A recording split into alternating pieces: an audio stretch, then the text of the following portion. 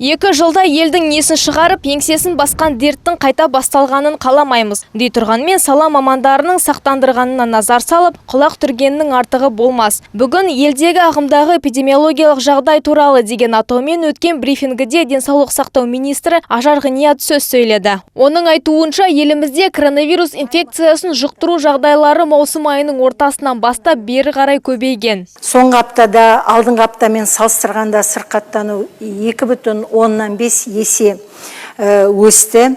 Тәулігіне коронавирустың расталған саны 1300-ден астам жағдай тіркеліп отыр. Ал коронавирустың расталмаған саны ол тәулігіне 10-15 жағдайға дейін тіркелуде.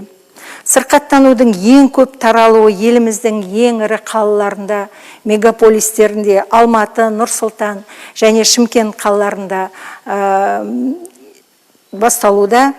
Соңғы аптада ауырған адамдардың 70% ол Алматы және Нұр-Сұлтан қалаларында тіркелді. Бүгінгі таңда коронавирустың өршуіне қарамастан ауруханаға түсіп жатқан науқастардың саны аз. Реанимациялардағы төсек орынның 4% ғана қамтылған. Ондағы науқастардың дені қосалқы созылмалы аурулары бар 50 жастан асқан адамдар. Ауруханалардағы коронавирусқа шалдыққан науқастардың саны 5000-ға жеткен жағдайда өңір сары аймаққа өтеді екен. Сонымен қатар денсаулық сақтау министрі дерттің алдын алу шарасы тек екпе егу екенін айтты. Еске сала кетейік, COVID-19-ға қарсы вакцина салу науқаны жалғасуда. Вакцинация және ревакцинация инфекциядан қорғаудың жалғыз жолы екені қазір бүкіл дүние жүзінде дәлелденген. Алматы мен Нұр-Сұлтан қалаларының үлгісінде біз ауырған адамдардың 80%-ның егілмеген адамдар немесе 6 ай бұрын вакцинация өткенін байқадық.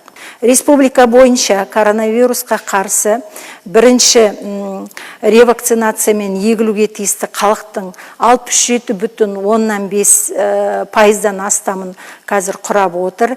5 миллиондай адам қамтылды. Тәулігіне 10 000-дай адам екпе алуда. Министрдің айтуынша елдегі коронавирусқа қатысты эпидемиологиялық жағдай күрделене түсуде. Күніне 1000-нан астам адам атылған дерт түрімен сырқаттанып жатыр. Араларында балалар да бар. Қазіргі уақытта ауруханада ем алып жатқан науқастардың 23-і 1 жасқа дейінгі сәбилер. Самал Жүнісова, МТРК.